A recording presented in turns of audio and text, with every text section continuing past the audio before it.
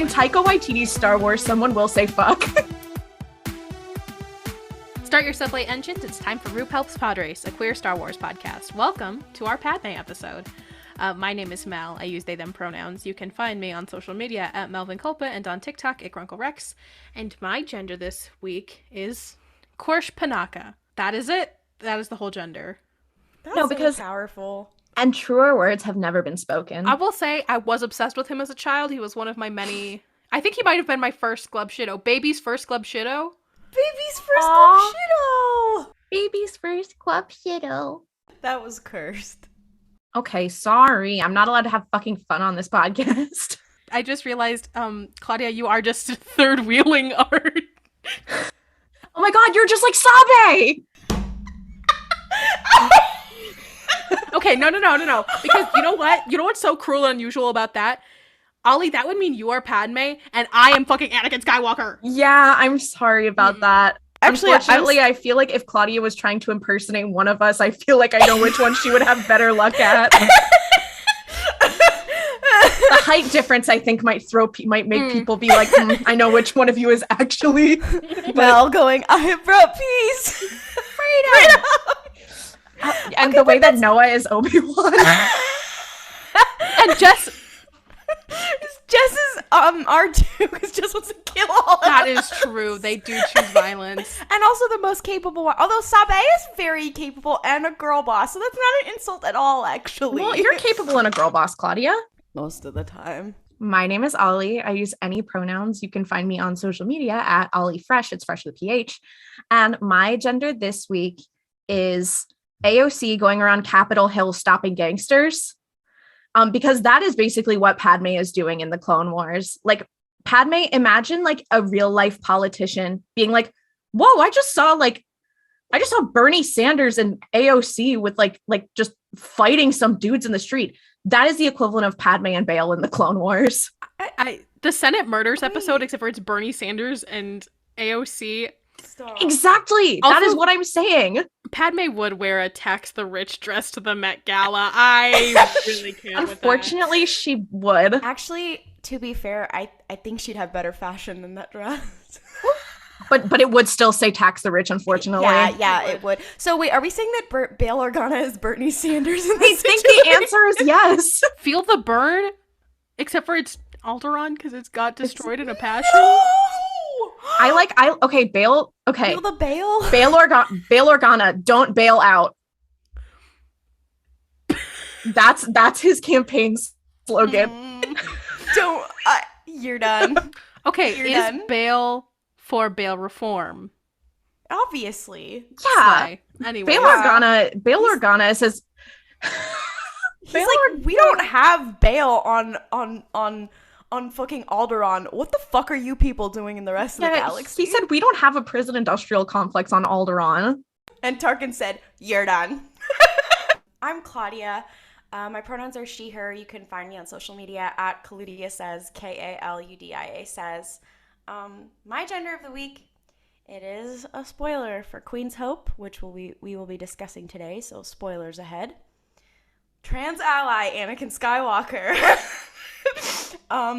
Quite possibly, I did listen to this scene on a plane, and then as I was exiting the plane, or maybe it was as I was getting on the plane, I believe, and I had to explain to my trans partner why I was laughing so hard, because I had just heard I was listening to the audiobook, I had just heard Anakin Skywalker say the phrase, what exactly does he say?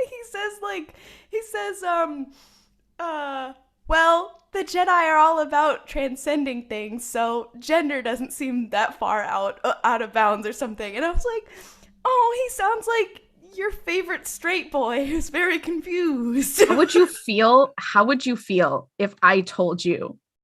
I don't know how this would ever work, considering what we know.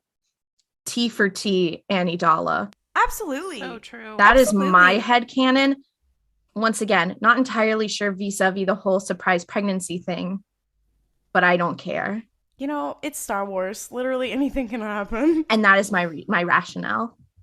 I think that's very Yas and Slay. Yeah, that's Egg Anakin Skywalker being like, yeah, I support trans rights. Yeah, of course, of course.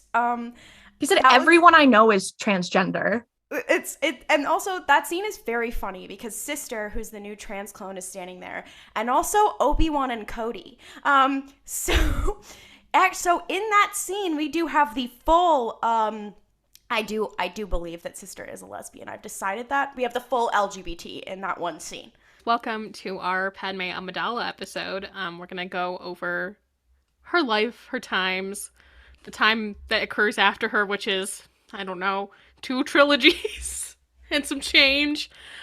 Yeah, let's get into it. I think one of the scenes that I remember the most of my childhood, of like my first interactions with Star Wars, were the arena scenes from Attack of the Clones. I'm like, unfortunately, I do think that 2 things happened. One, I saw Obi-Wan's general vibe and I was like, I think that I want my gender to be whatever he is. And then I saw Padme climb up that pole and be a girl boss. And I was like, and I am in love with her. So that was like there was a lot going on in that movie for me specifically. Yeah, that was also the movie for me. If you ask me from the ages of, I don't know, 7 to 12, and past that probably, frankly, like, who was my celebrity crush? Before it was Taylor Lautner, it was Daniel Radcliffe and it was Hayden Christensen, and like those were the things. And I also was just like really obsessed with The Phantom Menace and Attack of the Clones, and like now I look back on it and I'm like, oh, that's because I was gay and I really liked Padme too. But that, yeah, there's that one scene and I was just like, wow, I'm very obsessed with Anakin Skywalker. It wasn't like him as a character. I don't know. I don't really remember much about being a kid, but I liked him very much, and I also liked Obi-Wan very much. And then I could not stop thinking about, now I look back and I go, I could not stop thinking about Padme. So that whole scene, that it just creates bisexuality in Attack of the Clones. I really do believe that in my heart of hearts. And then, of course, they go into the scene where she's wearing, like, that slutty outfit to be like, Anakin, no, we can't be together. And you're like, girl, you knew what you were doing. Like, that had a real impact on me as a child. Too bad it took so long for me to realize I liked women. So I think, unfortunately, every Padme look in that movie, I'm like, unfortunately, there's a lot of things that I should have realized earlier based solely on vis-a-vis Padme looks in that movie. Well, now I need a comment. Well, if you need to know about an origin for me, my white people facial blindness began in not Attack of the Clones, in The Phantom Menace, when I really, the Keira Knightley, Natalie Portman switch, it beat my ass until I was about, I would say 19 years old. To be fair to you, I had seen those movies many times. I had forced people to watch them at my birthday parties, whatever. It did take until I was about maybe 22 years old for me to realize, like, the actual plot of The Phantom Menace and when they switch and, like, which one is which. And oh my god, that is Keira Knightley. Like, so, like, it's not, you're not crazy. Like, it truly, I never understood it, and I very much enjoyed this and thought I liked it. So I mean, yeah, I would also just say that, like, it was outside of Star Wars too. There was a very long time where I thought Natalie Portman was in Pirates of the Caribbean. And if you tell me right now that she is, I'm gonna jump off of a boat. I think into the ocean. We'll start gaslighting Mel. Jump off a boat, just like in Pirates of the Caribbean. Just like in Pirates of the Caribbean. Just like Our Flag Means, man, you guys are flag. Okay, is Keira Knightley in Our Flag Means Death quickly, and when can we get her in it? That would actually be so powerful if we got her. Listen, Anne Bonny fan cast. Exactly. Let's go. Anyway, like, also Orlando Bloom, I feel like should also be in it. Get him out of here. It would be very funny if they were just in it randomly. Speaking of The Phantom Menace, let's talk about Padme origins. Yes, teenager with a gun. Let's go. Her running around giving people orders in that scene, like, that shit was crazy. I'm like, you were the most competent person ever, and I'm obsessed with your mind. So, lore drop about Padme, she's been doing, like, senatorial work since she was, like, 8 years old, which isn't, like, weird for Naboo. They have a weird standard of when you decide to specialize in something. thing, I would say, I would argue maybe it is too young, because I don't think you have hit puberty yet when you're supposed to choose your life path, and that feels a little intense. But Padme is like, she gets elected as to be queen. Is she 12 or 14? She's 14. Okay. Because isn't Anakin 12 when they meet, or 10? 10. No, Anakin's 10 and she's 14. But I don't think that that's when she was elected. She was already the queen. But it's not too long into her. Yeah, it's like it's like Padme is no good, very bad year. Yeah, she's like, oh my god, I have all these new best friends, and then there's a war, and one of my 12-year-old little besties is getting tortured right now. Okay, Ollie in the chat just said this is a lot like Honesty Weft. Oh my god, it's true. It's like poetry rhymes. No, I mean, I don't know. Now every time I see something where it's like the children must choose their career to be schooled on when they're young, I'm like, this is either just like Honesty Weft or The Giver. Also, okay, not Divergent Honesty Weft. No! I don't know anything about Divergent, but Honesty Weft with those stupid little bird tattoos is very funny to me.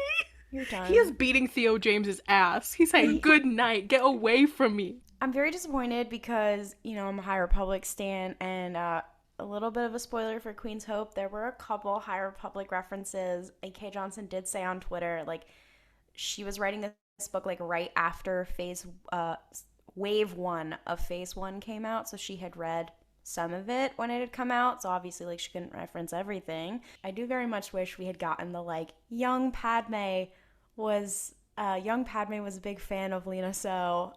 There's been all these like theories and stuff of people being like, oh, I wish like she had modeled some of her outfits after like Lena So, or like, we were joking earlier about how Padme is like a model UN girly,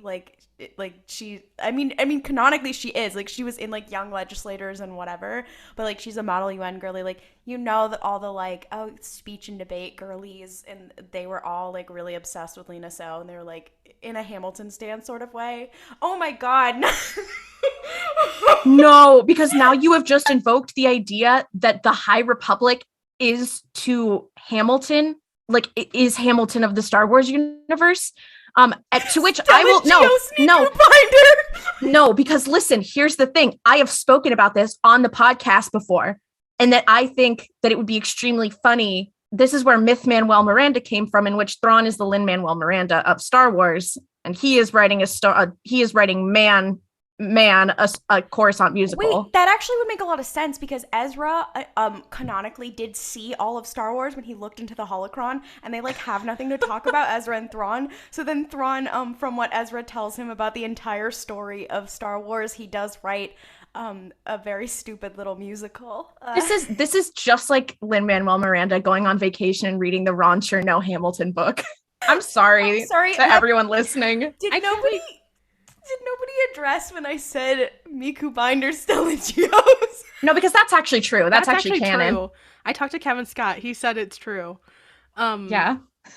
What I was going to say is I don't like the idea of at Star Wars Celebration they do announce that Thrawn is going to be played by one Lin-Manuel Miranda. Please, you have to stop saying that, or else you'll manifest him being in Star Wars. He was already in his Dark Materials. You can't. He's already in Star Wars. Okay, he composed a song. No, he's in it. You hear him. He played like a little shit out. They could bring him back. Okay? No. As Thrawn. You need to be silent. He should play Padme's nephew. No, please. I can't Borky. do this.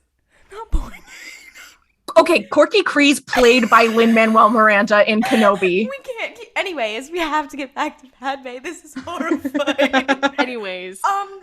Yeah, anyways. Padme is elected to be queen because #democracy at age like 14. Korsh Panaka immediately is like, okay, well, I gotta get this shit going. You need some handmaidens. You need a plan. And so he creates the Girl Boss Avengers. For those listening, this is the plot of Queen's Peril. We are now getting into the plot of Queen's Peril, which is like how she became queen and what happened during the Phantom Menace, which is technically the second book to have come out. Anyways, continue, Mel. Yes. Yeah. So course, Panaka goes and he finds, oh god, how many handmaidens are there? Oh, this is like asking somebody to name all of the Winx Club, kind of. And you have to like name all their powers.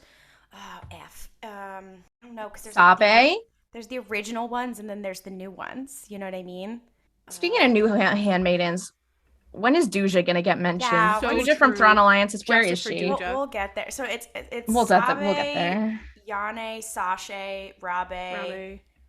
I'm missing one. Yeah, I feel like there are 5 of them. Well, there's Padmé, who's the 5th one. Yeah. But is there only 4? She's the 5th beetle. I gotta stop making 5th beetle jokes. It's quite dark, I fear. Characters who are the 5th Beatles: Obi-Wan, Padme. Okay, so there's Irte, Rabe, Sabe, Sache, and Yane. Yes. Irte. Okay. Irte. And I believe Irte is the one who ends up going to hang out to Otogunga to pursue art. So true. Yeah, she's the only one who actually does go into art. Yeah. Yeah, so a cool thing about these books, for those who haven't read them, is they give us a lot about, like, Naboo culture. And a big thing of Naboo culture, other than being like, yeah, you got to get into a career fast, at least if it's in politics, is that they're very, like, big on, instead of being a woman in STEM, they are about the arts, which is that's so very Yas and Slay. They're about the arts a lot, and there's a lot of state funding for the arts. And you're like, you know what? Oh, for civics education and for the arts, and you're like, you know what? That's very good. I will fight that Irte is a woman in STEAM. Okay. Correct. It is STEAM now, for those of you who don't know. Federally, it is STEAM. Slay. It is for the arts. Well, okay, so let's go over the Girl Boss Avengers powers, each one. You know what? They're more like totally spies because they don't have supernatural powers. So... Sorry, you have posited now that the Avengers' powers are all supernatural, which is very funny to me because the idea Not of all of them are. Iron Man's suit that came from aliens, that shit was crazy. Yeah, actually, Sabe is Iron Man. Yeah, that's crazy. The Tony Starkification. No way. You know what though? If Tony Stark was played by Keira Knightley, maybe I would like him. So true. Okay. So like I said, Irte is into arts and to some lesser extent like engineering. Rabe is a little girl boss. She is like, they're kind of like tech type person. She's a little sneaky and like good at forgery. Sabe. She's the tap tap tap. I'm in. Yeah, exactly. Sabe is the I'm good at being in second place. Well, she's the shadow. Like, so technically Queen's shadow comes out first, and she's the shadow because they all have to learn how to be the queen and be the double, but she clearly looks the most like Padme, and also actually she's the best at acting is really the biggest thing. Like, she's the one who develops like the voice and teaches the other. She's the project manager, she's the director and the actor. Like, she's director, actor, producer. Like, she's the best at being the actual double. And she kind of figures out the system with Padme. So she's like, oh my god, not the Thrawn and Eli parallels. I can't keep making it about them. They can't. But would Sabe and Eli not get along? I feel like they would get along. That being said, I think Sabe would also start to think that Eli Vanto is annoying. She'd be like, I think Sabe and Aralani. I think Sage, they would really get along. Yeah, Sage Syndulla over at Fulcrum Transmissions posited this, that Aralani and Sabe are two... Should kiss on the mouth? Should kiss on the mouth. Absolutely. Well, I mean, powerful. Aralani does love a powerful and funny woman. We know this. Exactly. Shout out to Woodrow, but yeah. I think they would be friends with Eli simply because of LGBT solidarity. So true. Sabe's like, this little gay boy. Okay. Yeah, I mean, Eli already hangs out with a bunch of gay women. I think that would be very... She said he needs a friend to get him out of the Empire, to get him away from the military, because it's maybe not his bag. Eli's also a part of Crimson Dawn. Eli Vanto and Kira interacting is so funny to me. That would be so... She would call him a homophobic slur. I'm sorry. No! Kira's like, are you... Oh, wait, what is her accent even? Is she British? Are you a fruit? Are you he? I am he. Next point of interest. Another club. Sache is, She's a little girl boss. She is the 12-year-old who gets tortured, and then she later becomes a politician. She's also gay. She's also played by Sofia Coppola in the movie, which I did forget. I forgot about that. I did forget she's played by Sofia Coppola. Anyway, she's a girl boss. She becomes a legislative, like something in legislature. I can't remember what she does. She becomes like a Naboo, like basically being like a state senator. She becomes like a Naboo planetary legislature. The equivalent of a state senator if a whole planet was a state and the United States was the galaxy, I guess. So true. So she enters politics, and she also gets married to the last handmaiden that we'll be talking about, Yane, who I'm trying to remember what. She's the seamstress. And her and Sache raise children together. Very slay, very fun. Sache also is the handmaiden that got hella tortured during the invasion of Naboo. But she's not a snitch, so she didn't say anything. She's also the youngest, I believe. Yes. She's like 2 years younger than the rest of them. Yeah, so she's the one who kind of like, she couldn't really double for Padme as much, so she had to do other shit. She was kind of the brains situation. That's why she goes into politics, whatever. Like, she's kind of entering her Thrawn era. She's kind of the strategy one, and she's like the younger one. She does get tortured, and she's also the one who, when she gets her first period, they have the most awkward, horrible, like, thing happen to her, and it is very funny, and it is how we discover how periods are dealt with in Star Wars, so shout out to her, you know? Minute slay, I fear. So yeah, basically, this group of girl boss Avengers is assembled by Korsh Panaka, who is that gentleman in, The Phantom Menace, and then we never really see him again. He is very tight with Padme, and then there are some, like, political things that happen kind of later in life that really put them at each other's, not throats, but at, like, the different ends of I feel like it's very discussions. I feel like their conflict is very, like, big foreshadowing for, like, the big problems in the Clone Wars, which is basically that, like, his whole thing is he's very overprotective of Padme, but he's very overprotective of Naboo, and he feels like they should arm up, basically, and Padme's like, abso-fucking-lutely not, and that kind of parallels how they're like, we should create more clones, and she's like, absolutely not. And it's a big thing, and then he does get killed by Saw Gerrera. He does get killed by Saw Gerrera, but he's also manipulated by Palpatine. Much to think about. Yeah, which we see pretty directly in Queen's Hope, and hurts me very much. I know, he was very, like, villain. He was giving very much so villain, and I was like, dude, what are you doing? Stop! Put it away! Yeah, I mean, it's his story is actually really sad. So this is why I always tell people I think you should read Leia, Princess of Alderaan, as well when you're reading these books, because it pairs well, because he shows up, because when the Empire comes, he becomes a Imperial Moff, or no, he's just an Imperial Governor of Naboo, or of the Naboo system, and that's because he's like, oh yeah, like, and to be fair, like, Palpatine is the senior senator from Naboo, and he's had much like Padme, he has had a relationship with him for quite some time, and he becomes the governor of the system, and like, he's pretty benevolent. Obviously, he loves the system and whatever, but obviously he is put in power because he has different ideas, and then they do have Saw Gerrera kill him, and that's... I know E.K. Johnston has famously said that she did not love that. Yeah, just that was not an E.K. Johnston decision. I've seen a lot of people be like, why would she do this? It doesn't make sense with who he is and, like, any of the other stuff in the books. It's like, well, horrible news. That decision was not on her. Anyway, Korsh Panaka, the best part about him is his wife. True.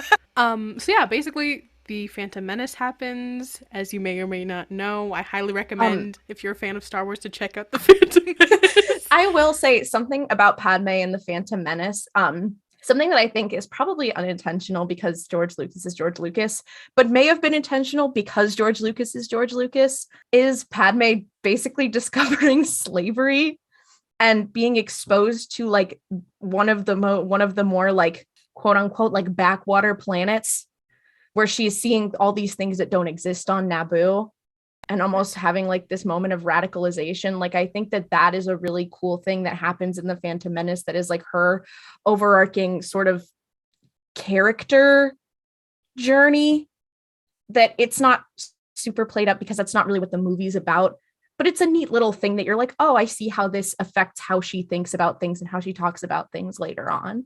And that is one thing that I do appreciate about the books, is that they were like, let's dig into that and how that affected her as a person. Granted, yes, because she cares about Anakin, but also because she's like, I saw this and I need to free those people, and she makes it like a lifelong project, and then it does become Sabe's project. Like, it has an impact on her, and it has an impact on like her legislative choices and obviously her personal choices, because then she fundamentally disagrees with Anakin on a lot of stuff. And if you look at it in the context then of like the Clone Wars, like it actually does tie together quite well. Yeah, I don't know. That's one thing that I do like about the books, is that they carry that the whole way through of like, did she care? Yeah, she did care the whole time. That was kind of a big impetus for her. And I think she would get along really well with Chewbacca. Did she ever meet Chewbacca? No, I don't. Oh my God. That they met. I just met everybody. That makes me so sad. They would have been besties. They were like, would have. I think they were ships in the night, because if I remember Revenge of the Sith correctly, Yoda, no. Yoda goes to the Wookiees. Yoda goes to the Wookiees, is chilling with the Wookiees, says, bye, Chewbacca. Bye, Chewbacca. Later I will see you, or whatever the fuck. And then leaves. So if he had gone with Yoda in that tiny little spaceship, Yoda would have sat in his lap. He could have been there for Luke and Leia's birth. You know what? Okay, but also the other thing, Chewbacca had raised Luke and Leia. Then, okay, that would be kind of everything. All the problems would be solved. But also the other thing that I do want to posit is when I believe Chewbacca was on Coruscant in the Clone Wars after they saved Ahsoka. I'm so sad that he didn't meet Padmé there, because that would have been so. She's like, so you're hunted for sport. That sucks ass. And he would have been like, oh. He meets Leia later and he's like, oh yeah, I knew your mom. He was like, yeah, I talked to your mom like right after I'd been hunted for sport. She was crazy. I do like the idea of Chewbacca. Anytime anyone gives him shit ever, is just like, hey, remember that one time I was hunted for fucking sport? Anyways. That's why you let the Wookiee win, because he's going to start bringing up the fact that he was hunted for sport. He's like, oh, you're really going to make me lose after I was hunted for sport? That behavior would also start to like rub off on Han. Like, Han would do shit like that. Han's like, you're gonna get mad at me after my best friend was hunted for sport. My friend has been through some shit, okay? Anyway, I don't know. I'm so sorry for we got off on a tangent, yeah. But he's very Yas and Slay. And he would have been best friends with Padmé. Yeah, but if we're talking about male characters, if we're talking about men, and we're talking about the Phantom Menace, I have to shout out my favorite scene in Queen's Peril. So all of these books, E.K. Johnston does a great job of not only connecting them to the TV shows and the movies and whatever, but like taking every female character who like did not get any time and being like, let me try my goddamn motherfucking best. Like, she brings in everybody, but she also, and so she does this thing. This happens. Fun fact. This is also a thing that they do in the Aftermath books, which is how we met Cobb Vamp.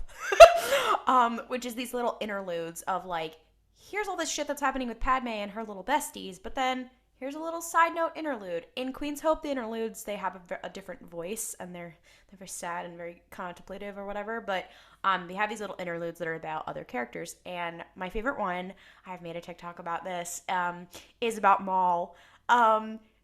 Because the cool thing about Queen's Peril is it is basically a from a certain point of view about the Phantom Menace. Like, it starts like right before the Phantom Menace and then covers the events of the Phantom Menace from a different point of view. So if you like things like Lost Stars or the From a Certain Point of View books, you might like that one.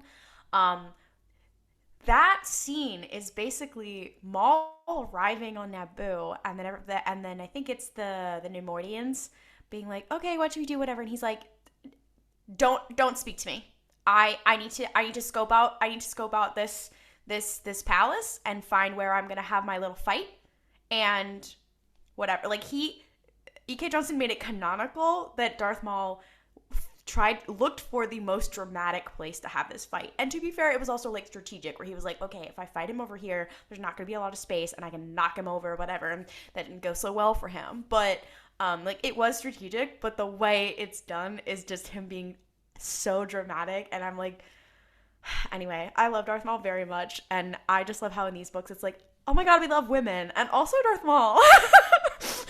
That is, it is.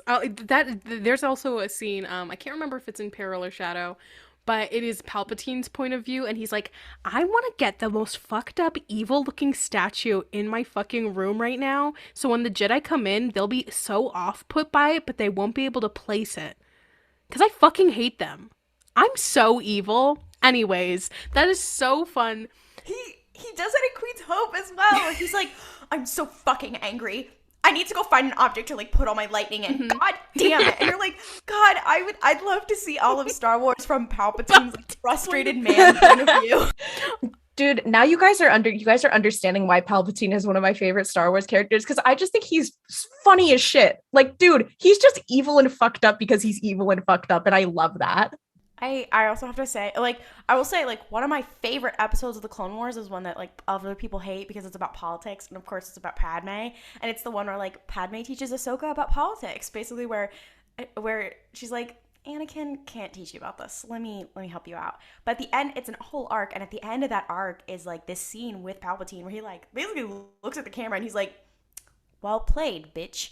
And it's kind of the moment where he's like, oh, Padme's she's a little dangerous. I gotta take this bitch out. And I love that. I love that moment for me because you can see in the books, because all of these books take place before the Clone Wars TV show, of like, he has a plan to neutralize her, and clearly he has a place in how she is and whatever, and like, because he knows Naboo really well. And then you have that moment in the TV show of him going, nah, I gotta take this bitch out. And it very much solidifies for me that, like, he had to take Anakin off the board because Anakin is, like, physically too powerful. He had to take Padme off the board because she's too fucking girl boss smart. And also has, like, people around her. Much like Thrawn. Like, literally, it's kind of like in Thrawn Treason when he's like, shit, I gotta take this motherfucker off the board. They're a little too smart. And it's, I love acknowledging when, you know, yeah, she's just as powerful as Anakin. I love that. Also, followed by, this is completely off topic, I'm so sorry, but you earlier mentioned the Aftermath books and Cobb Vanth being there. Here's my petition. I am putting my knife in the table.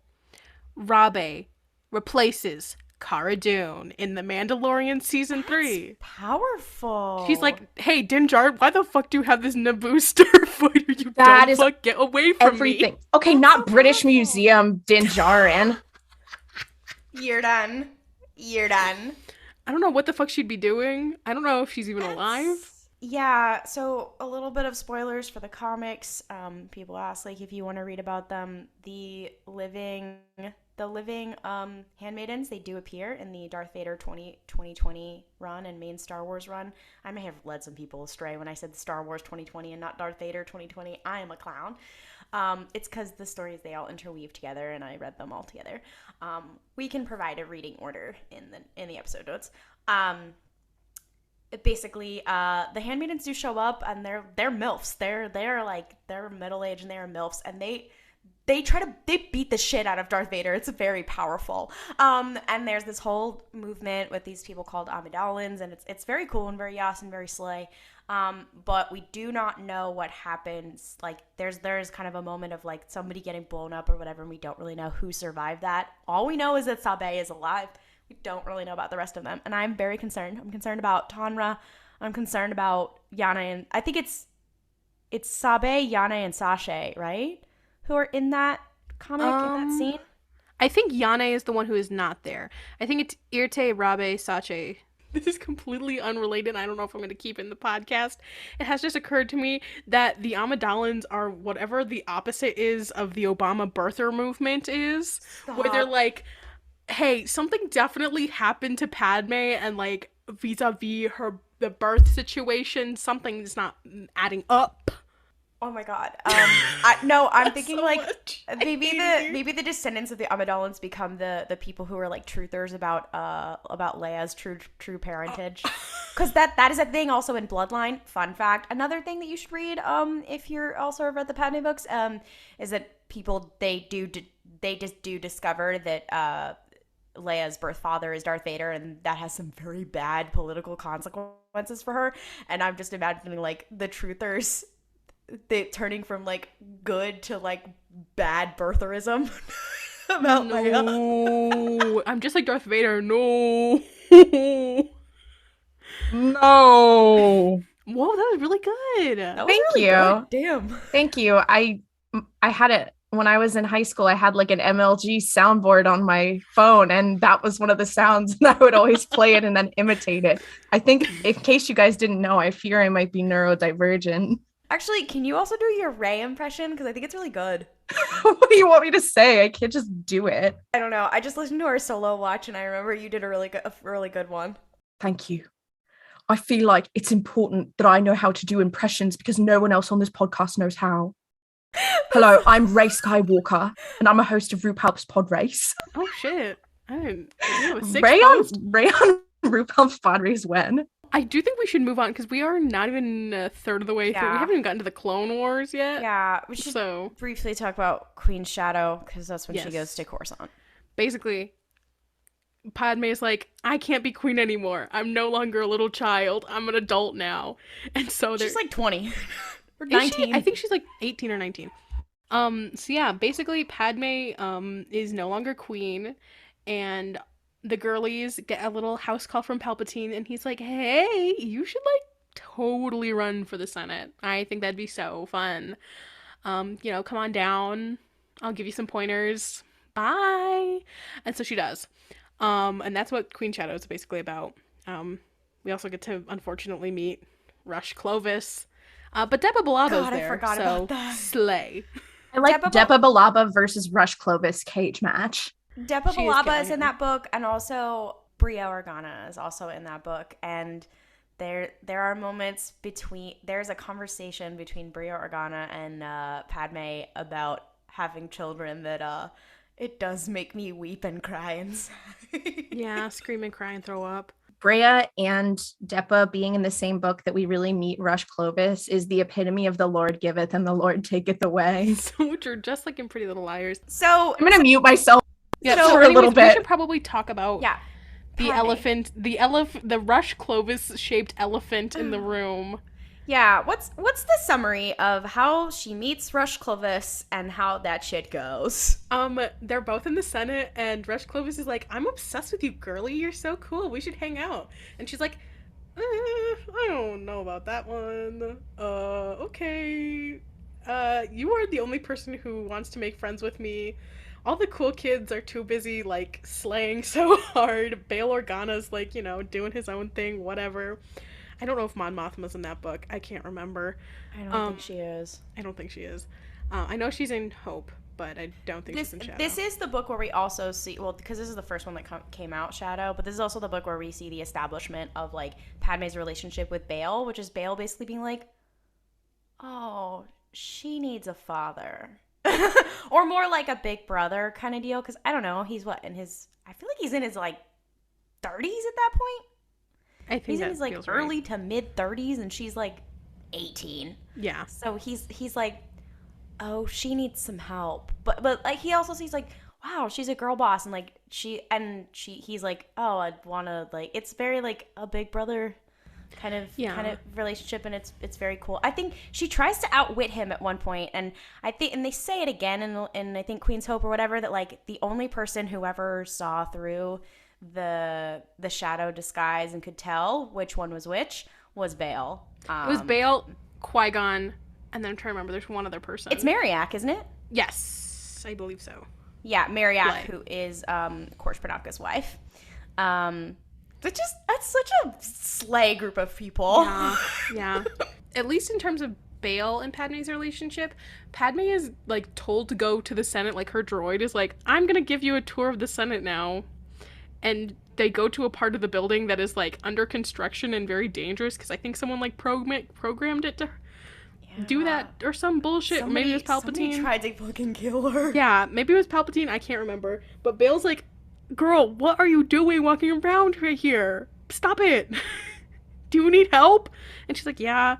So they become besties. And then Rush Clovis is like, oh my god.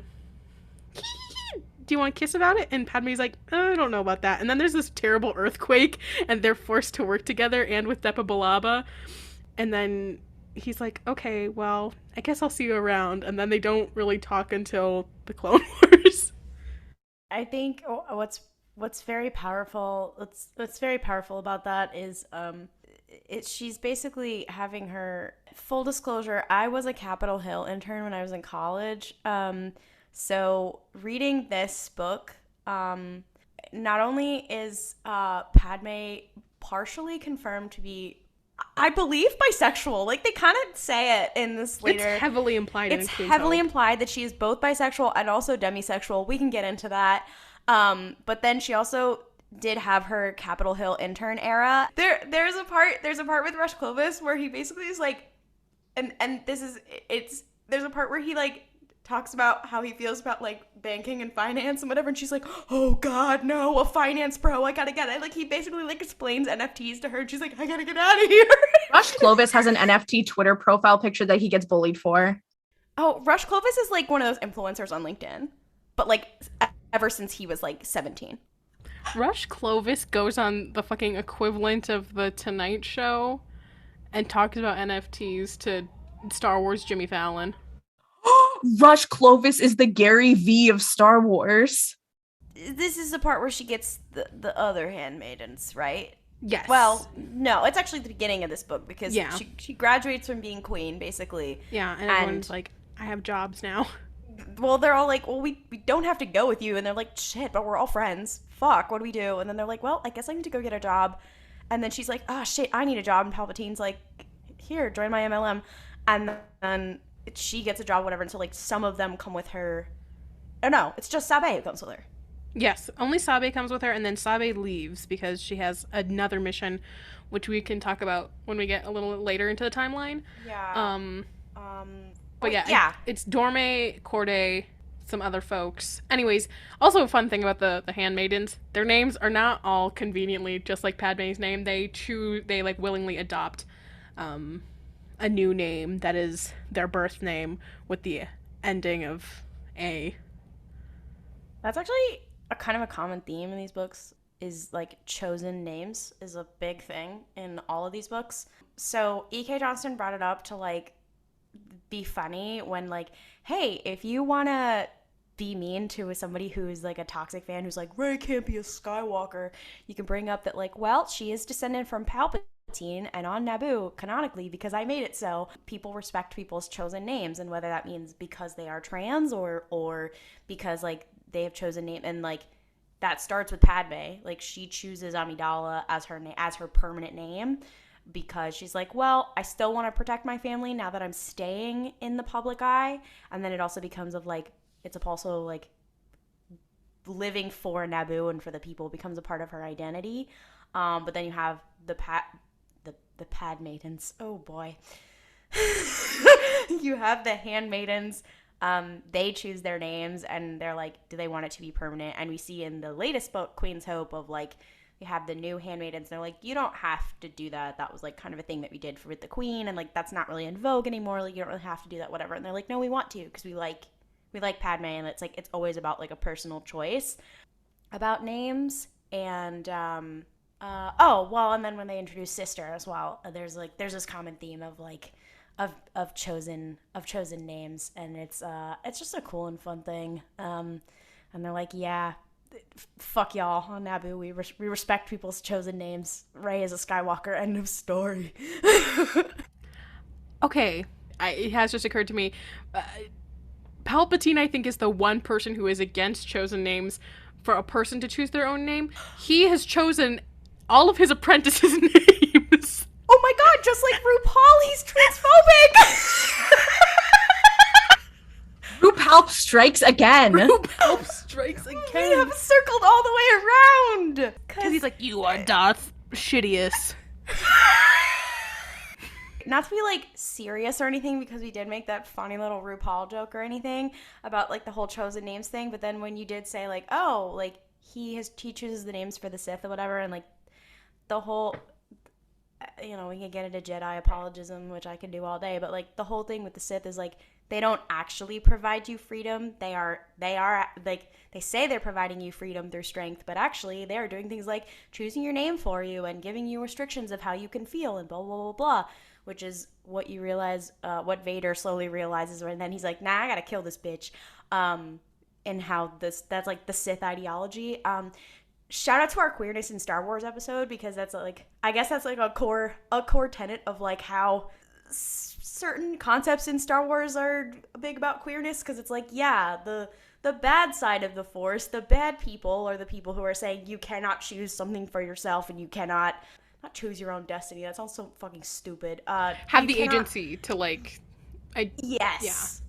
You cannot form your own identity. And I think that's why gay people really love Star Wars. Anyway, Rey is a Skywalker.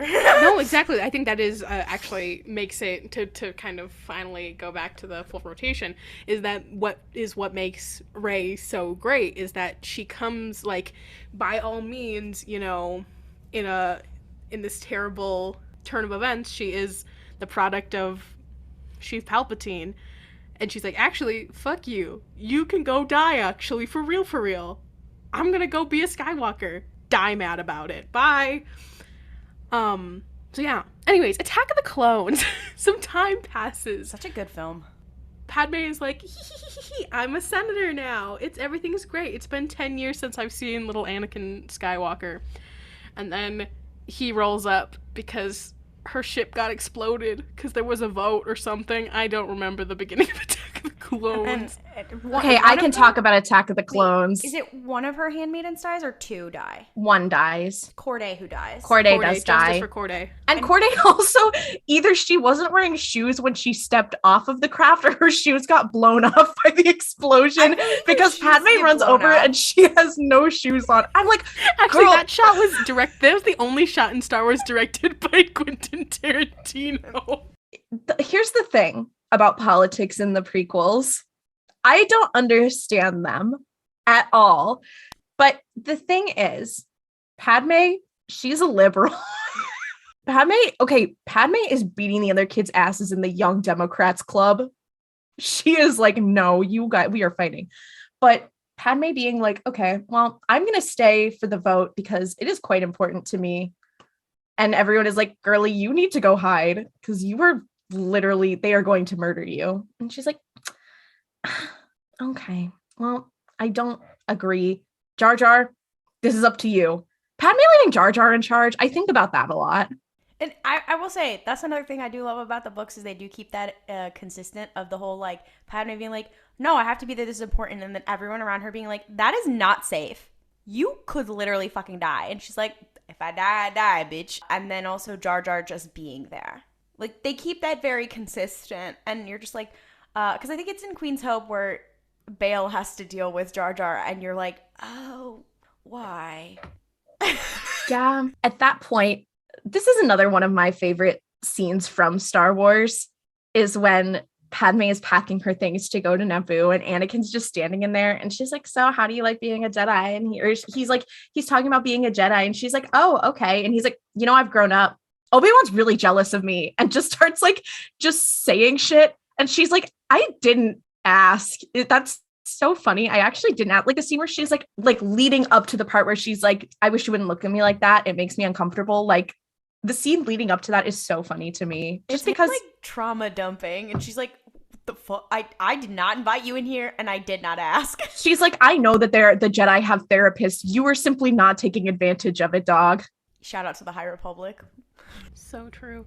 Also, I have just realized that I feel as though there's kind of a strange not parallel, but like interesting thing.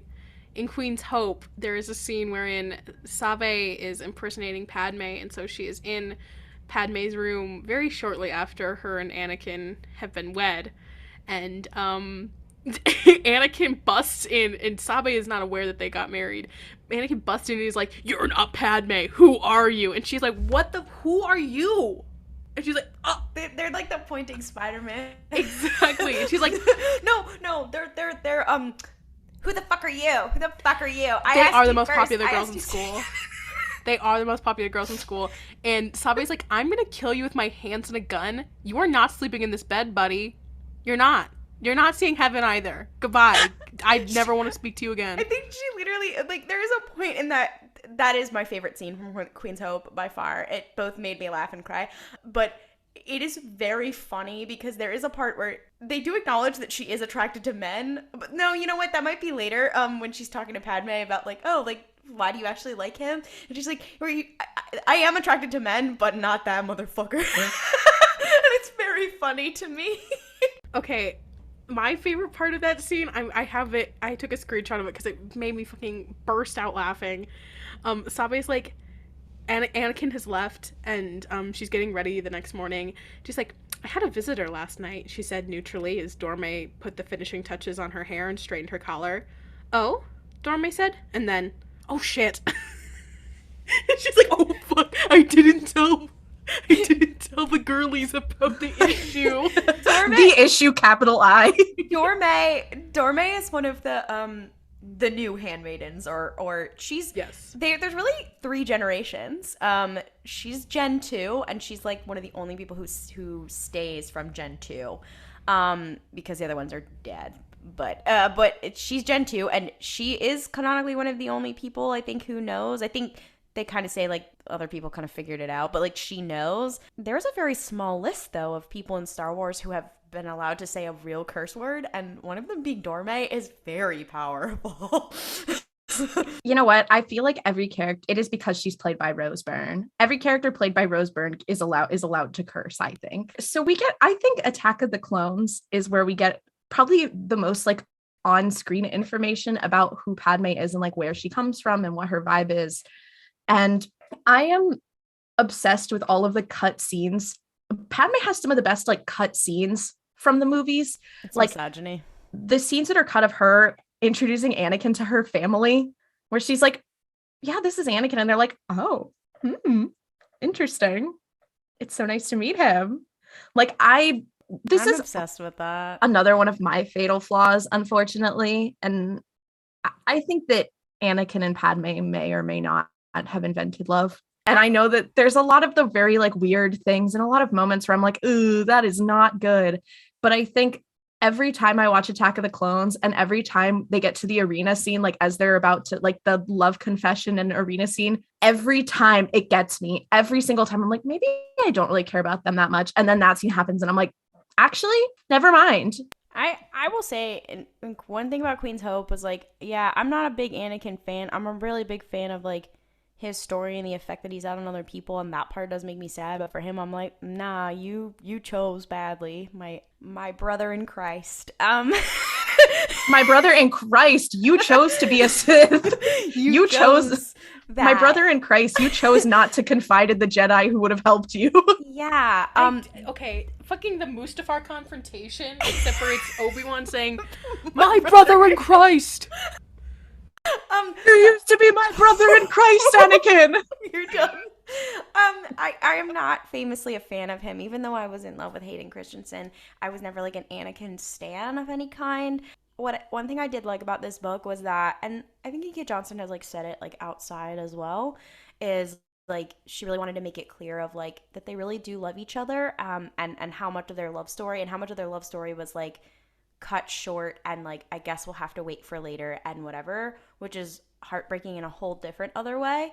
And yeah, I think one thing that I really liked about this book, and I don't think everybody's going to agree with me on this, how they view this, but it actually made their relationship look a little bit healthier, almost, of, like, they were like, oh, when they had disagreements about something, they were like, you know what, that is something that we do want to talk about later, or that we do want to hash out later, whatever. And then the heartbreak is that they never get to, because they are manipulated, or one of them dies. But well, and then the other one does choose Astrum. But you know, there's that. But there is, like, you could really, there's an argument to be made of, like, not she could have fixed him, but, like, if there hadn't been a lot of this going on, I think that they could have worked a lot of things out and been better as people. I definitely think Anakin could have developed better as a person, and whatever, which I don't know, I really appreciated about this, because I am famously a toxic person when you talk about that one arc of the Clone Wars, the Clovis arc in season 6, where they make their relationship out to be really toxic, and people were like, oh, well, it had to be to show that it was falling apart. And I was like, yes, but the way they did it, in like kind of a misogyny kind of way, it was very out of character for both of them, and I really hate the writing. I don't want to talk about that right now because it will raise my blood pressure, and I'm very toxic about it. So, but I don't know. I'm not like I'm a big Amidala shipper, but I thought that it did make them like, oh, they're not that toxic. They're just did not have the time. Something else that I will say about that arc that I think Klaudia and I have actually talked about this in the past. Something that I think about that arc is a lot of people are like, oh my gosh, well, I think Anakin has a lot of issues in that arc, specifically about the way he talks about things, like the way he's like, I forbid you to do this as your husband. And to be fair, I will say, I think that was so out of character, because Anakin respects women. Like, that is a tenet that we see from him over and over again. Like he was raised by Shmi Skywalker. He's okay. Like, I can condone fascism, but I draw the line at misogyny. Exactly. But I think like a lot of the things that rub me the wrong way about that are like the way that he talks about Padme and the way that he talks about their marriage. And I think that is Padme's issue too. But what gets me is the scene where Clovis is trying to kiss Padme. Clearly when she is like, don't fucking kiss me right now, I'm not giving you my consent. Anakin walks in, sees his wife about to get assaulted. I'm like, okay, I get it. He probably went a little too far, but I'm like, I get him being like, I'm going to smack the shit out of you. Like, he didn't. I think he should have killed him. If it was any of Padme's handmaids, if it had been Sabe, Clovis would be dead. Like, she would have killed him. Anakin would have handed his lightsaber to Sabe to do it. They would have tag teamed Clovis and destroyed him. But I think that the Clovis arc was important to show like what their relationship was, but I don't think it did them a huge service. And as an Amidala defender, this is, again, I recognize that they have their issues, but I think a lot of the issue stems from the fact that like they are both being manipulated. If it was just the two of them removed from the situation, which you could say about so many things, so I realize this is not a perfect defense, but if you remove Palpatine from the situation, it would have been so much better. Because again, the Jedi provide supports, but Palpatine manipulated Anakin away from using those supports and away from confiding in his fellow Jedi who would have been able to provide guidance and help. And I think that is a lot of the case with Padme as well, is because they had to keep this relationship a secret because of her status as a senator. Like, there are so many things that could have been done had their relationship been able to be public, or at the very least didn't have to be as covert as it was, that could have made it a lot easier and made it a lot healthier. And I think that from what I know of Queen's Hope, because I haven't read it yet, what I know of Queen's Hope, it kind of shows that. And you can tell from the interactions that they have that it's like, oh, they're actually, if you take everything else away, they are two normal people who could probably make it work. I think that's kind of the thesis of the book, and that's why it's so sad. The other thesis of the book is the breakup between Sabe and Padme. But also, you were talking about like that they could have worked it out and had like supports and whatever. It does make me think of Ahsoka, who E.K. Johnston has talked about how she would have loved to have a book where Padme and Ahsoka interact, but because Ahsoka is now being in a TV show, she is firmly off limits to talk about in any written material. And so that's why she was like, okay, then I want to set this at the beginning of the Clone Wars before Anakin meets Ahsoka. We were talking earlier about Palpatine kind of like seeing like, oh, Padme has a threat and I need to take her off the board. That eventually also happens with Ahsoka. She's a threat to getting Anakin off the board. I need to get her off the board. And I famously always say, like, the few times that Ahsoka and Padme work together, they are the most competent people in the entire galaxy. And if they had worked together more, Palpatine would be fucking toast. And I think he saw that. But the interesting thing is, like, if you're paralleling their relationships with Anakin, and like one thing that happens is, like, in that early arc, Ahsoka, like, Padme teaches Ahsoka about politics, and that informs Ahsoka politically for a long time. And I think a lot of people have been talking about, like, what's Padme's legacy and, like, And like I always wish that like they acknowledged more of like that the rebellion was a lot built on her. I mean, in a deleted scene in Revenge of the Sith, like she's a part of like establishing what becomes the rebellion that Bail and Mon work on and all that, whatever.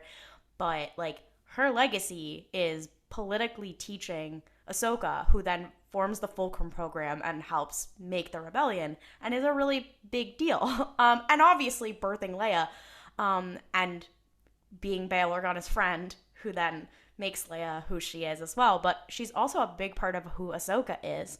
But she also is a big part of, like, she also has that influence on Anakin, and we see it a little bit. We see it in the books. We see it a little bit in the movies or whatever, and we see it actually in the TV shows, whatever, of like, he'll say something politically, like, not great, and she'll be like, hey, what if he said or thought this instead? And he's like, if anybody else said this, I wouldn't believe you, but because it's Padme, I'll hear you out. And like, and you're like, you know, if they had some time and not been influenced by Palpatine and whatever, like, I do think that she would have also been able to ideologically influence him, because she did do that to other people, and in a very positive manner. Again, another reason that Palpatine might want to take her off the board, because he's like, I can't bring Anakin down the alt-right pipeline if he has a wife who has a brain cell. I mean, that's a little bit of it. Anyway, I do wish Ahsoka had been in this book. Yeah, that kind of leads us into the Clone Wars and Padme. And I'm trying to think of, like, because she's in quite a number of episodes, but like if we had to like say like what we feel like an essential episode is for her, I think obviously like the Ahsoka and her like political Sesame Street moment. Is that the one where they go to Alderaan, or is that a single They don't episode? go to they never go to Alderaan. They do go to Alderaan. I don't think so. Yeah, they do. That's the one where she's gonna get assassinated by Aurra Singh. Yeah, it's supposed to be. That's the Ahsoka parallel episode to Revenge of the Sith, where Ahsoka has visions of Padme dying, just like Anakin has visions of Padme dying, except for that Ahsoka is like, Yoda, what do I do? A friend of mine is dying, and he's like, who's your friend? And she's like, it's Padme. And they're like, yeah, obviously we all know that Anakin is with Padme and that you're his Padawan. We all know. But she's like, it's Padme. Like, what do I do? And then they tell her like, well, the future isn't like what it seems. And she's like, okay, then I'm gonna go with Padme. And I'm gonna figure it out. And that's like a teaching moment episode for Ahsoka to like learn about how visions work, and like.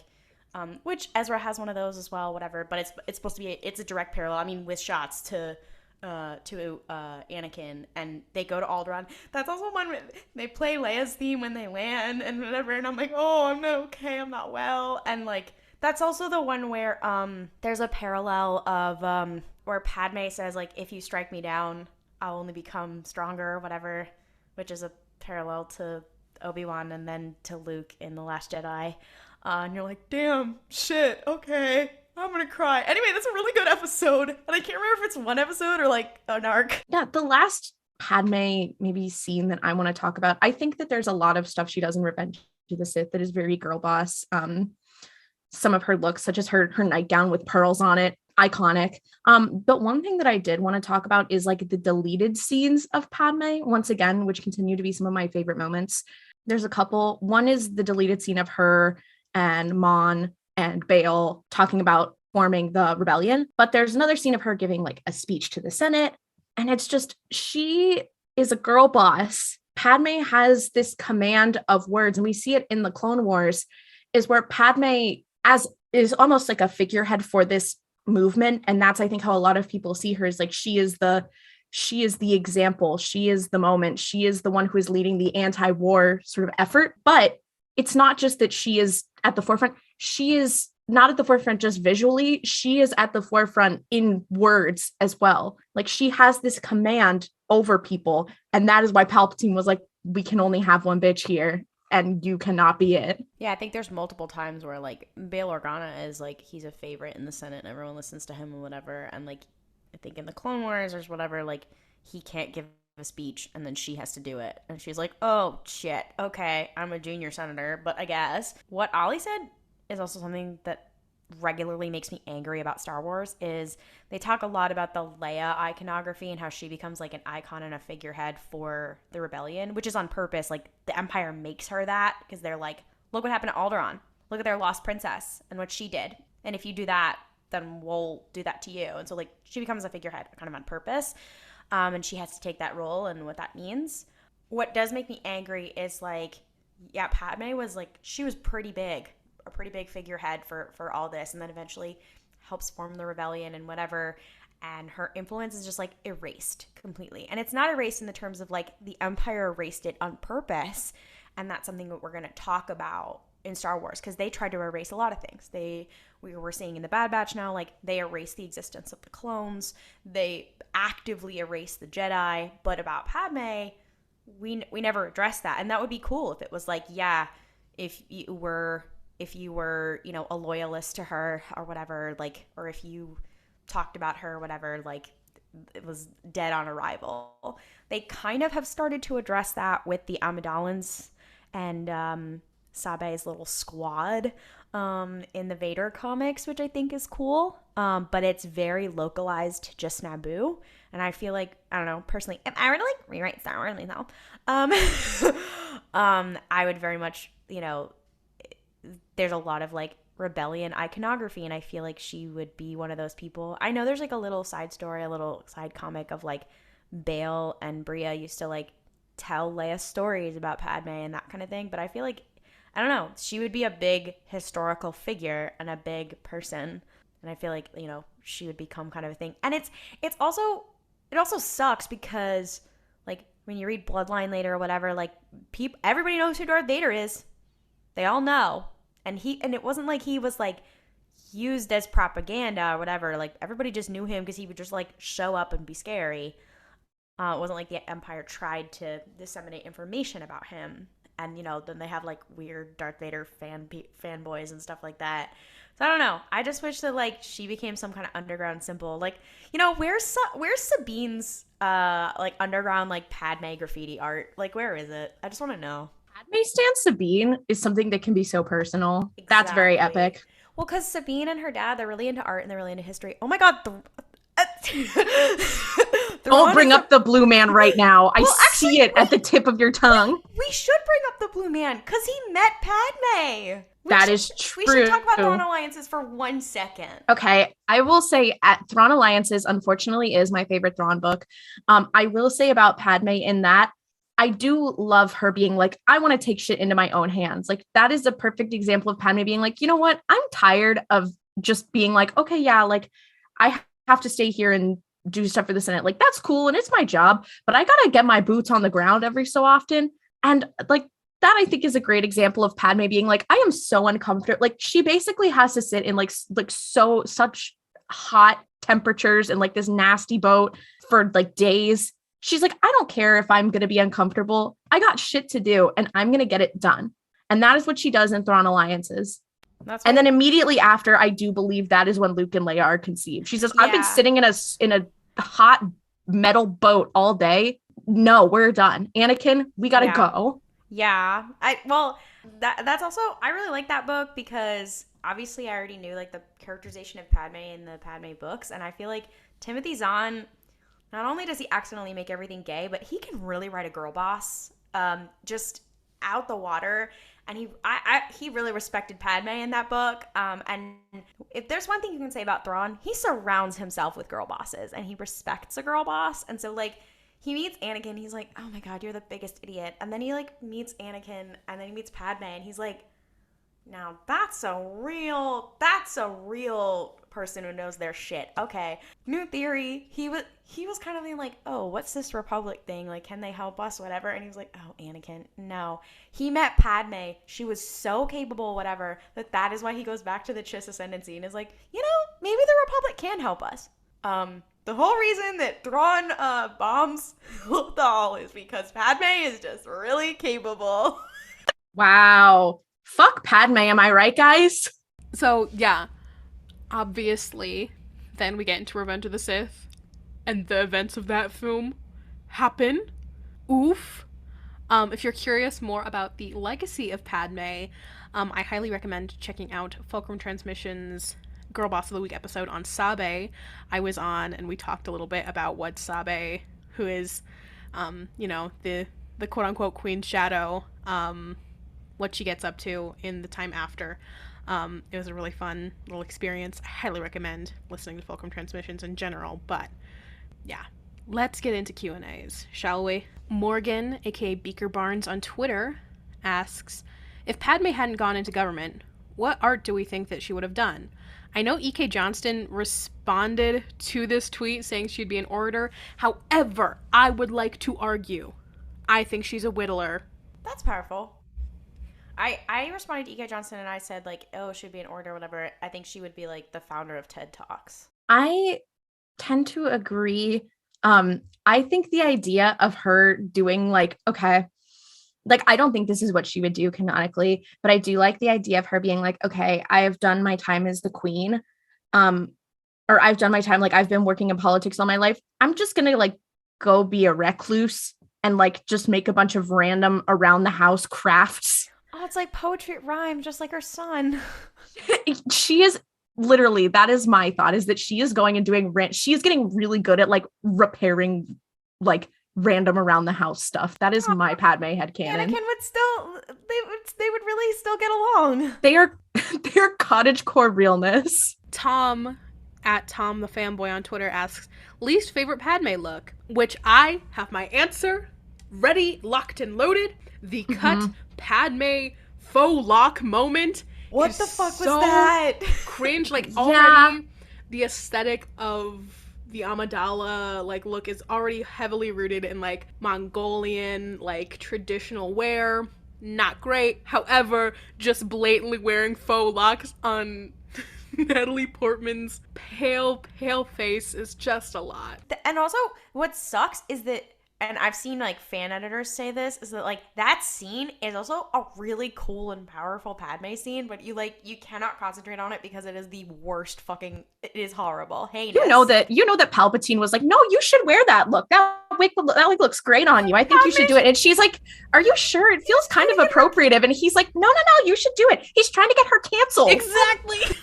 Trying to get her canceled on the HoloNet. And when that doesn't work, he's like, well, fuck, I guess I gotta kill her. I would also posit the outfit that I love the outfit, but I hate the hair, is the one that she wears a lot in the Clone Wars. That is basically that gives her the almost the crown with the extended head. The cone and hair.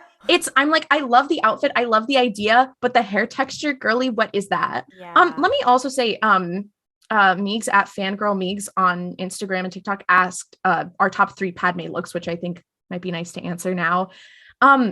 Unfortunately, I do think that she is iconic in almost all of them, and I don't want to take up too much time, but I will say my number 1 look is the lake dress. Yeah, not the ombre one, but the yellow dress that she is wearing out in the field when she and Anakin are having their little date. I am obsessed with that dress. I think about that dress all the time. And I will say, I think the lake house dress is probably my second, with the ombre, yellow and pink.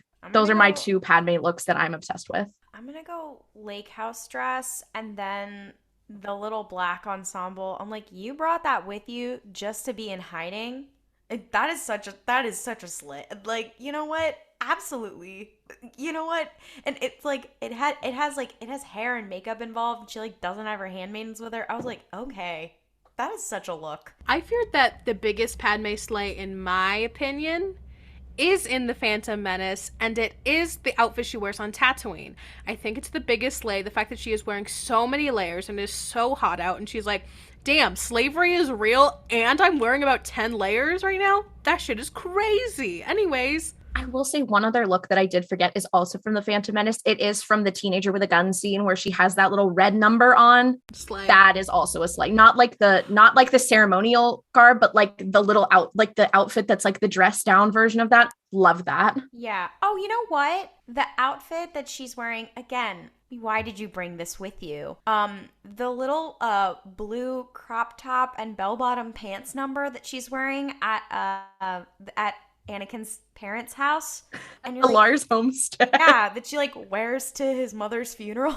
The crop top at the mom's funeral is so funny. I love the idea of Padme walking in and Beru is like, okay, bitch, like, what are you doing? She's like, okay, serve. I hate to go back to this. We should have done this at the beginning of the podcast. Everyone, quickly, what is our handmaiden names and what are we bringing to the Girl Boss Avengers? I have a couple things. So if you were to use my name Ollie and you were going to go like Ollie, you could do that. But I also like my full name, which is Olivia. Live, I think is very cute, or Live. I think that's very fun. I feel like that might be what I would go with. Because like Sabe, she chose like the middle of her name. And I think that the thing I could probably bring is like someone who can play fun little shanties on an instrument. I play a lot of different instruments, not all necessarily well, but enough that I can pluck through a couple songs. And I don't think that Padme has that in her court. I think she needs someone who's like, hey guys, let's raise morale. And I think I could do that. In impressions, those are the things I bring. I answered this on Fulcrum Transmissions. My name would be Vinay. If you don't know the deep lore about my name, my full name is Melvin. So there's that. And then, of course, my skill that I am bringing to the table, motivational interviewing. That and or trauma-based relational interventions. I am certified in TBRI, so. If we're just going on things we're certified on, like I could be like, my thing I'm bringing is that I can carry Narcan. Like, listen, we need a handmaiden to carry Narcan. Like, I'm just saying, in case anyone has any issues with drugs, I'm ready. I just have to run to CVS and pick it up. Not to bring up Thrawn again, but we all did mention picking the middle of our names, just like how Sabe did, which is just like Chiss naming conventions. Again, I think Claudia's the skill that she's gonna bring to Padme's court is too much knowledge about Thrawn. No, but here's the thing: is that I just think that like the parallels between like, you know, your handmaiden name and your Chiss name. I just want to think about that. I think that's very yes and very slay. I don't remember what I chose as my Chiss name, and my handmaiden name. Okay, my name on Zoom right now is Yas and Padme. Instead of Yas and Slay, obviously, because Yase I think is.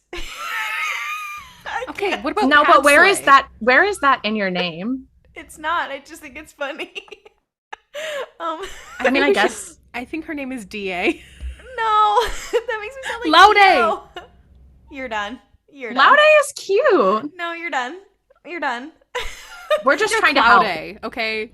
Klaude with a chance of meatballs. I don't care what you say after this. That's what I'm calling you. I'm just like Darth Sidious, and then I'm giving you this name. Yeah, I don't know what my handmaiden superpower. I guess, I mean, for a living I work in social media, so you know, I'm the propaganda girly. I'm scanning the news feeds. The head of censorship and mind control. Yes, exactly. It's a Crazy Ex-Girlfriend reference for those of you listening. It was a popular sound on TikTok. The last question that we're going to do is still from @fangirlmeeks on Instagram and TikTok. And they ask, do you have a favorite Padme speech or line of dialogue? And I think that there are a lot of iconic Padme lines, like, of course, she's Padme. But one that I really like that I always remember is not necessarily like some iconic line, but I think it's one of the first ones that really gives us an in-depth look into her character. And it is from Attack of the Clones. It is the part when they are on the ship to go back to Naboo. And Anakin is like, well, tell me, did you dream of power and politics when you were a little girl? And she says, no, that was the last thing I thought of. My dream was to help in the refugee relief movement. I never thought of running for elected office, but the more history I studied, the more I realized how much good politicians could do. When I was 8, I joined the apprentice legislators, then later on became a senatorial advisor with such a passion that before I knew it, I was elected queen, partly because I scored so high on my education certificate. But for the most part, it was my conviction that reform was possible.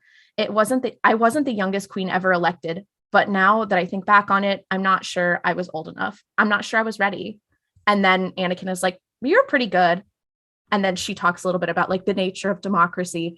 And I think about this line a lot because a lot of the time we talk about Padme, and I think people talk about Padme and like, oh, she was this young, it's crazy that she was this young queen and that she did all this. And it shows like her being that young was not unprecedented, but her tenacity and her ability and her skill and her dedication to doing good. She was like, I want to help refugees. I want to help people who are suffering. And this is the best way that I found to do it. It is truly altruistic. And I think it's one of the deepest, like at least live action moments that we get to see like who Padme is at her core and why she does what she does. And I think about this a lot, and I think about this scene a lot. She had a lot of good ones in the Clone Wars that I'm forgetting, and she has a couple of actually kind of funny ones in the books that, again, I am forgetting. The overall thesis of my favorite ones of hers, like, this is how democracy dies with thunderous applause, or, like, aggressive negotiations, or to be angry is to be human. Although in that case, she's comforting him after he's doing a genocide. You're like, girlie, why are you saying that? Out of context, it's a great line. In context, fucking terrible. Some of her best lines, and what if the democracy we thought we were serving no longer exists? They're very I don't know. I love them very much because it's very much of like, I love characters in Star Wars who are like kind of the only people around who get it. Like, that's why I love Saw Gerrera. That's why I love who have we mentioned who are like that? Satine actually has a couple moments like that. We said Saw Gerrera, Satine, and the Bendu is what we said, didn't we? Or no, the three most raw people who get it. Padme has a lot of moments like that, where she's kind of like,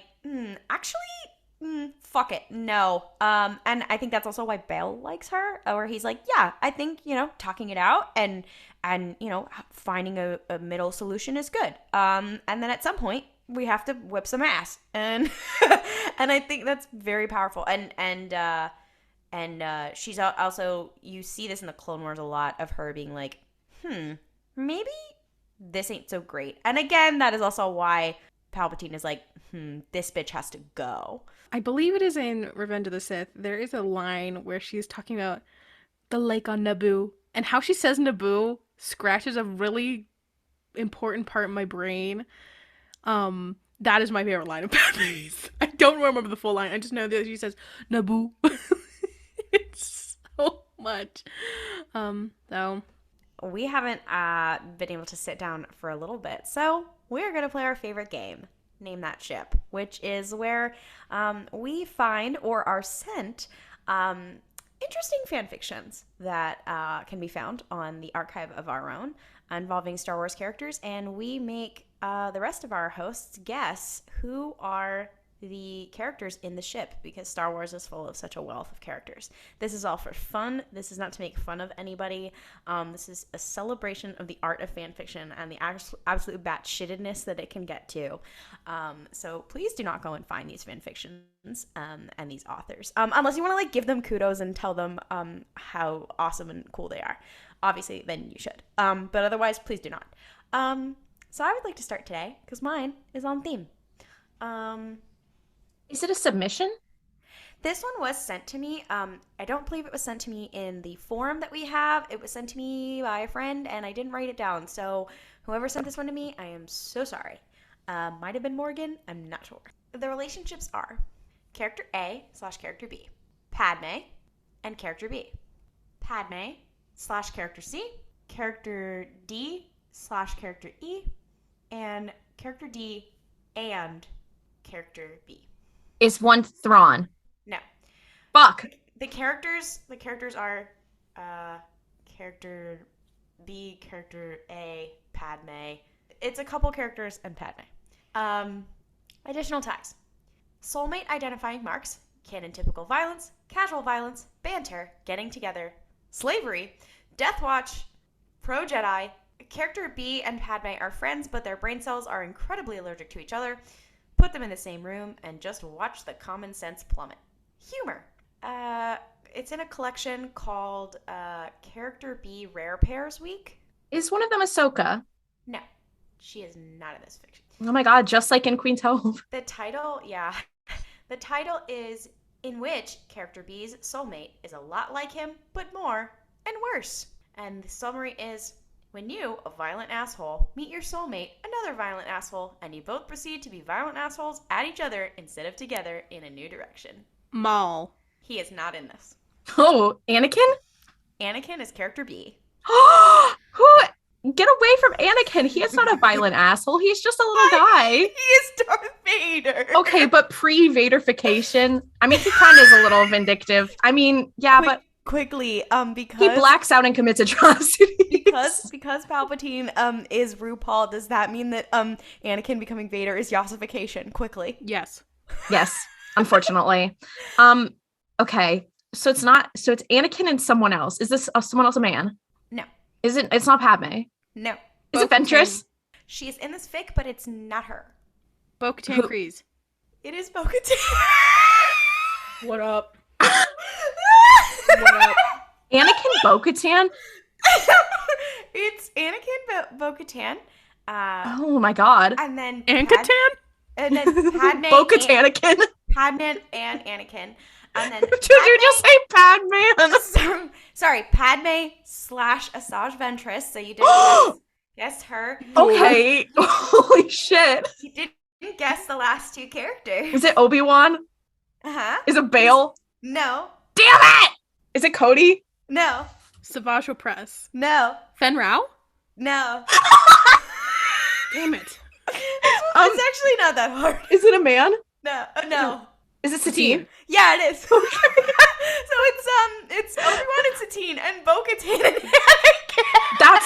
That is like those that when you see it's like, oh, twins got married to other twins. What the fucking seven brides for 7 brothers? What the fuck? Yeah. So the first sentence is Anakin has a soul mark. Not everyone does, but enough to do that it's a known thing. A little over half of people have one. His mom doesn't have a soul mark, and that's normal too. That's a lot. I mean, It's pretty in-depth soul mark stuff. But yeah, Anakin and Padme Asajj Ventress is just kind of thrown in there. that is like they're like, oh, also just so you know. Yeah. That shit is crazy. It's only one chapter. I feel like all of that cannot fit in there. I feel like I need to read this to find out the context of Asajj Ventress. Asajj Ventress / Padme. Yeah, I'm like, that is the thing I am the most interested in this. Like, I don't know if I'm like it, but I want to know more about it. Yeah, so I can't believe you just one shot. Mel, was this because you had already seen this? No. Oh. I may be a hunter, but I did not find her before. Damn. I'm so sorry. Call you Dean Winchester because it seems like you missed one. I don't know what that means, and I'm happy that I don't. Are you all ready for my fanfiction I'm bringing to the table? I'm terrified. I'm very excited. Never been more ready. Here's the thing. I don't think you'll ever be able to guess it. Oh boy. It's gonna come at you fast, but life is gonna come at you faster. Relationships in this are character A, character B, character A, character B, character C, character A, character C, character B, character C. Additional tags are Attack of the Clones AU, polyamory, fix it, minor character death, bittersweet ending. So. Okay, Padme. No. Damn it. Is one of them Anakin, Obi-Wan? No. Obi-Wan Kenobi is involved. Is Cody there? Cody. No. Satine. Fuck. No. Bail? Ventress. No. Is this okay? We have to, Klaudia. We need to coordinate because I feel like we forgot how to play Name That Ship. It's been so long. Is it a man or a woman? That's a great question. There's 2 people still with. Okay, so I can't. sorry. So this is a polycule including Obi-Wan Kenobi. Yes. And one is a man and one is a woman? Perhaps. Okay, is one gender non-conforming? No, they're both. Cantum Psi! Cantum Psi! Obi-Wan / Tarek / Sarah. No. And it's a V-shaped polycule with Obi-Wan in the middle. God, don't come at me. Okay, so let's talk about character B. Are these Are these characters, or is one of these characters, do they regularly interact with Obi-Wan? Do we know them as someone who interacts with Obi-Wan? No. Are they around the same time period? Have they met? Yes, they have. Why was my thought Embo? Bail Organa? No. Jedi? It's Jedi not- or Sith? Not we don't know. Jedi or Sith. We don't know if they know Obi-Wan, correct? They do or at know least it's not like... They do know Obi-Wan, and I know for a fact that they have met once. Is it Bo-Katan Kryze? Not Bo-Katan, not Thrawn. I don't know. Yeah, you know, two best friends, Thrawn and Obi-Wan. They hang out all the time. Obi-Wan. Obi-Thrawn? Okay, we need to stop. We need to stop bringing him up. Okay, so is it a one man and one woman? Yes. Okay. Bounty hunters? No. And they're not Jedi or Sith. Nope. Senators? Nope. Bounty hunters. Is it Hondo? Nope. No, we said no bounty hunter. Oh, Hondo. Nope. No pirates. No pirates. Are they human? Yes. Both of them are human. Yes. Damn it. This is so hard. Axe woes. woes. Did they appear No. in the Clone Wars TV show? One of the... I know for a fact one of them does. I'm not sure about the other one. Do they appear in the Bad Batch? No. Do they originate in Rebels? No. So they originated from books or comics? No. Are they from the movies? Yes. Is it Greedo? No. Did they originate from the prequel movies? Yes. Dex. Dex? Dex is in this, but not in the ship. Shit. When are we gonna get an influx of Dex Obi-Wan? So true. When is that happening? When is gonna Dexy-Wan happening? It's gonna happen when the Obi-Wan series drops. Is it Owen and Brew? No, it is not. No, it's someone who's in the prequel movies. Are they in Attack of the Clones? They are in Attack of the Clones. Is it Django? Are they No. clones? No. Okay. What I will say is that this is what makes it, to me, Padme adjacent, not Obi-Wan. Sabe? No.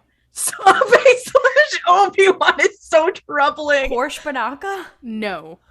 Okay, but now you're onto something. Obi-Wan Porsche Banaka? You are in the right headspace. Is the man related to Padme, probably? Or is the woman? Both of them are related to Padme. Not like blood related. Is it to her Padme. parents? No, it is not blood relation to Padme. Oh. Parents / Obi-Wan.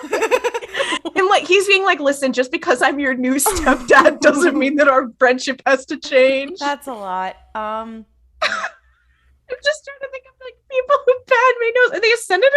No. Rush Clovis? No, they are in Attack of the Clones. They are both in Jar Jar? Queen's Hope. Both in Queen's Hope. Is someone Brea Organa? No. No, they're not the Organas and they're not the Panakas. Typho? Yes, Gregor Typho is one of them. Wait, so Typho, who's the woman? Who is Gregor? Is it one of the handmaidens? Yes, it is. Is it Dorme? Yes, it is. Shut the fuck up.